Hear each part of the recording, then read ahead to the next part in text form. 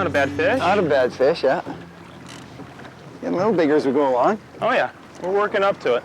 Let's see, I think Prince We got to break you guys in, you know, and work up to the... No, I think he's a brown. He hasn't come up yet. Let's see, what do we got? Oh, pretty looks silvery. like a bow. Pretty silvery, yeah, Yep, rainbow. looks like a bow. All right. There you are. Anchor up here real quick. We'll lean over and... Yeah, there we go. Good. Right on, thank you very much. On the Technology today, an interview with John Bailey of Dan Bailey's Fly Shop in Livingston, Montana. So you've seen the change in the industry over the years. Big changes, big changes. Seems like each decade there have been big changes. What would be the milestones you look back? Well, I think the 60s was when fly fishing really finally grew into a, you know, some type of a sport. Mm-hmm. The 70s brought us graphite, Yeah. which, and one time I asked Lee Wolf, I said, what do you think the biggest, the one item in the industry that ever changed the most? And he said nylon, but that was somewhat before. Because prior to that, they used in Spanish gut. And the stuff they used, so the leader tippet thing was so bad that most people were just frustrated with breaking everything. Right. So, but in my day, since that was there, my day, it's been graphite because it made casting so much easier. People could get to the fish. And then came a river runs through it. Then came a river run through it, and it went up worldwide. And river runs through it had this other thing, is that women saw the movie, saw the beauty of fly fishing, and really have taken to fly fishing in great numbers, which has been really sort of a nice thing, because there's no reason. I've known a lot of fine women fly fishers. Right.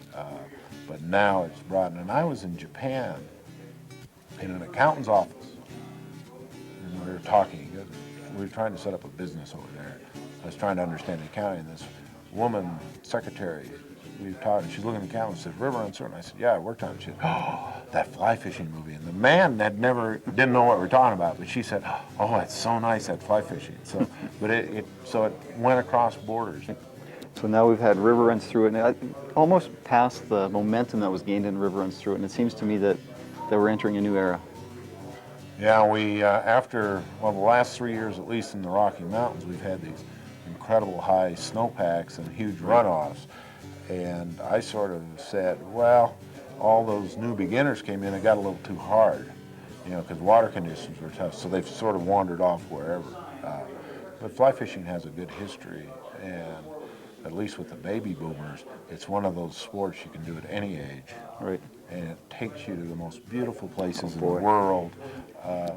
And that's, you know, I travel all over, but wherever you're fly fishing, it's always beautiful. You're on water, it's just a very, and you know, it's still an individual sport, so if you want to sit down and sleep under the tree or fish hard all day, you set your own pace. And kids too, you know, I've had my kids out a couple times fly fishing, and they've actually been on the show a couple times, and they just love it. Oh, kids have always liked to fish and fly fishing, and as they see it in film, you know, they're so visual oriented now. But you can get information, you know, off the internet. It's a lot easier to get there and do it than it used to be. Right. Where do you see the industry going in the next, say, 5 to 10 years? Well, the industry itself is consolidating. Right. I mean, there was this incredible boom after the movie, and that's sort of flattened out. And then Japan, which was buying a tremendous amount of fly fishing, just went out of sight. So there's a contraction some in the industry. Just, you know, I don't know that it's real big once you subtract Japan. And there's consolidation going, so there'll be some concentration.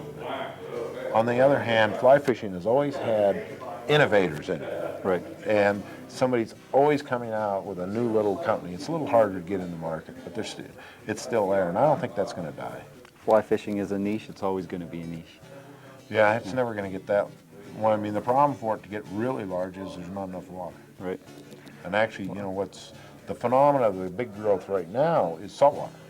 Well, you know, one thing people need to do is when they're in Montana is to make sure that they take in a lot of the fly shops, and your fly shop here is, it's not a typical fly shop, but you do have a lot of stuff here. It's probably one of the biggest ones, and that's probably because fishing is so big here.